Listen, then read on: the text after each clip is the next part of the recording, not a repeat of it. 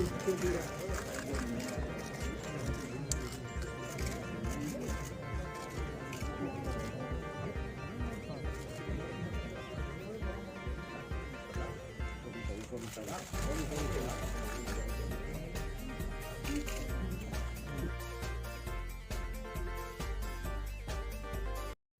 पहले मैं आदरणीय यशवंत सिन्हा जी का बहुत बहुत स्वागत करना चाहता हूँ। मैं धन्यवाद भी देता हूँ कि आज हमारे बीच में हैं और न केवल हमें बल्कि बहुत बड़े पैमाने पे लोगों को खुशी है इस बात की कि देश को विपक्ष ने एक बहुत ही सूझबूझ के साथ और आज के समय की परिस्थितियों के समझते हुए जो प्रत्याशी बनाए हैं उनके समर्थन में जहां हमारी पार्टी है वहीं और भी दलों को साथ जोड़ने का काम करेंगे। हमारे देश को समय समय पर राष्ट्रपति मिले हैं और इस समय देश जिन हालातों से गुजर रहा है ये आदरणीय यशवंत सिन्हा से बेहतर कोई प्रत्याशी नहीं हो सकता। देखने को और देखने आने को आंकड़े तो हैं सरकारों के पास, लेकिन सरकारें खोखली सी हैं। उस स्थान पर बैठ करके सरकार को दिशा दिखाने के लिए और कॉन्स्टिट्यूशन जो हमारा संविधान है उस संविधान के रास्ते पे चलाने के लिए इनसे बेहतर मैं समझता हूं आज प्रत्याशी कोई नहीं है। इसलिए हमारी पार्टी और हमारी पार्टी के साथ बहुत सारे और दल भी आपका समर्थन करेंगे। मैं एक बार फिर आपका बहुत बहुत स्वागत करता हूं, बहुत बहुत बधाई देता हूं। इस पद की लड़ाई के लिए आपने जो स्वीकार किया उसके लिए बहुत बहुत बधाई। एक बार फिर आपके बीच में इस हॉल में आकर मुझे बहुत खुशी हो रही है। अखिलेश जी के साथ तो कई बार यहाँ पर हम आए हैं और आपके साथ मुलाकात हुई है। इस बार परिस्थिति कुछ विशेष है। इस बार का राष्ट्रपति चुनाव कुछ असाधारण परिस्थिति में हो रहा है। ऐसे राष्ट्रपति का चुनाव तो कई बार हुआ है, लेकिन इस बार परिस्थितियां बहुत असाधारण है। और असाधारण इसलिए है कि हम देख रहे हैं कि हमारा पूरा समाज जो है वो अशांत हो गया है। ऐसा लगता है जैसे वो 2-3 भागों में बट गया है, क्योंकि की अवहेलना की जा रही है प्राय नित्य प्रतिदिन। और अगर ऐसा चलता रहा तो एक दिन हम पाएंगे कि संविधान नष्ट हो गया है, संविधान की धाराओं का कोई महत्व नहीं रहा, और जो नागरिक है इस देश का वो कहीं भी किसी फोरम पर इंसाफ के लिए नहीं जा सकता है। A society without recourse. लोग किसके पास जाते हैं?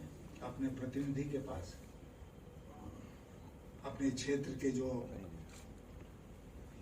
राजनीति में काम करते हैं ऐसे लोगों के पास। किसके पास जाते हैं? मंत्रियों के पास जाते हैं। किसके पास जाते हैं? जब वहां से भी न्याय नहीं मिलता है तो कोर्ट की शरण लेते हैं। आज कहीं पर भी ऐसा लगता है कि इंसाफ नहीं मिल रहा है, और मैं जिम्मेदारी के साथ इस बात को कुछ अफसोस के साथ कह रहा हूं। धारा 370 का मामला 2019 में सुप्रीम कोर्ट में गया, आज 2022 है। उसकी सुनवाई कब होगी ये किसी को नहीं पता है। CAA का कानून आया, उसके खिलाफ लोग कोर्ट में गए, दूर दूर तक कब सुनवाई होगी पता नहीं है।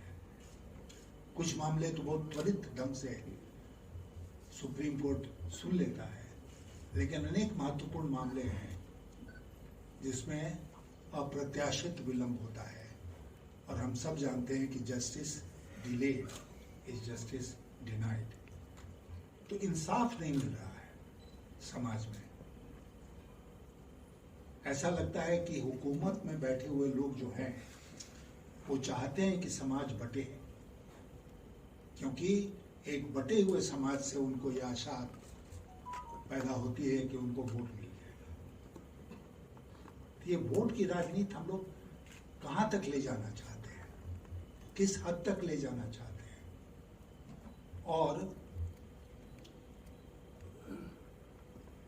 देश की चिंता क्या जरा भी नहीं करेंगे वोट की राजनीति के सामने। तो जो मैं आपसे कह रहा था कि ये राष्ट्रपति का चुनाव बहुत असाधारण परिस्थिति में हो रहा है, तो मेरा मतलब यही था कि जो भी व्यक्ति, और दो ही व्यक्ति हैं आमने सामने, जो भी व्यक्ति राष्ट्रपति भवन में जाएगा उसको मोर देन एवर अपने कर्तव्यों का निर्वहन करना पड़ेगा। संविधान में राष्ट्रपति के जो कर्तव्य हैं उसका निर्वहन करना पड़ेगा। हम सब जानते हैं कि the president of India is suppose to function on the aid and advice of the council of ministers, लेकिन उसके पास और बहुत सारी शक्तियां हैं जो उस पद की गरिमा से उसको मिलती है। और समय समय पर हमने देखा है कि हमारे देश में ऐसे राष्ट्रपति बने हैं जिन्होंने उसका इस्तेमाल किया है सरकार को परामर्श देने के लिए, सरकार को नियंत्रण में रखने के लिए। तो इसलिए आज एक ऐसा मौका आया है जब मैं आपके सामने यहाँ लखनऊ में कुछ बातें रखूं कि मैं क्या करूंगा अगर मुझे इस देश का राष्ट्रपति चुन लिया जाता है, तो मैं क्या करूंगा। तो मैं आपसे ये कहना चाहता हूं कि अगर मैं राष्ट्रपति चुना जाता हूं तो I shall be answerable to the constitution and the constitution alone. संविधान के प्रति जवाबदेह होगा, केवल संविधान के प्रति। और इसका ये मतलब नहीं हुआ कि जो भी प्रधानमंत्री है उसके साथ टकराव के रास्ते हम चल पड़े, नहीं। प्रधानमंत्री के साथ बैठकर बातचीत करके एक रास्ता निकाला जा सकता है, जैसे कई बार हुआ है पूर्व में। दूसरा कि मैं राष्ट्रपति भवन में कॉन्स्टिट्यूशन, संविधान के संरक्षक के रूप में काम करूंगा, कस्टोडियन ऑफ द कॉन्स्टिट्यूशन। अगर मेरे ध्यान में ये बात आती है कि भारत की सरकार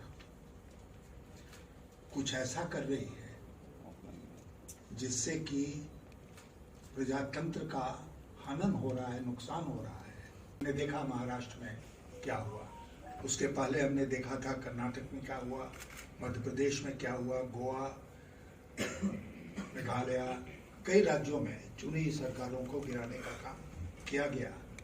और वो नहीं है कि अचानक लोगों को बुद्धि आ गई। महाराष्ट्र में जो शिवसेना के विधायक थे 28 साल के बाद अचानक बोधि ट्री के नीचे बैठे और उनको ज्ञान उनके मन में प्रस्फुटित हो गया।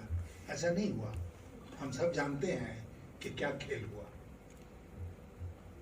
तो अगर इस प्रकार की चीज होती है तो राष्ट्रपति का कर्तव्य बनता है, जिसका मैं निर्वहन करूंगा, कि भारत सरकार को रोका जाए ऐसा करने से।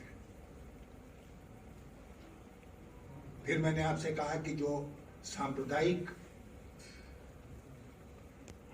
एक समाज का सांप्रदायिक ढंग से बंटवारा हो रहा है, कम्युनल पोलराइजेशन, उसको रोकने का प्रयास करूंगा। उसके अलावा मैं आपसे वादा करके जाना चाहता हूं यहाँ पर कि I shall defend the freedom of the press, freedom of speech and rights and freedoms guaranteed to the individual under the constitution. Press का क्या हाल है? नाम से छिपा है, नाम से छिपा है। और मैं इस मौके का फायदा उठा के निंदा करता हूं जुबैर की गिरफ्तारी का, जो बिल्कुल ही नाजायज है, और बाकी प्रेस के ऊपर भी जो आक्रमण हो रहा है देश के विभिन्न भागों में। हर मामले में राष्ट्रपति का ये अधिकार बनता है कि वो प्रधानमंत्री को आमंत्रित करें बातचीत करने के लिए, और जब प्रधानमंत्री राष्ट्रपति भवन आते हैं बातचीत करने के लिए तो उनको समझाने बुझाने का काम है। और मैं नहीं समझता हूं कि कोई ऐसा प्रधानमंत्री होगा जो राष्ट्रपति के समझाने बुझाने पर मानेगा नहीं, कहेगा कि नहीं हम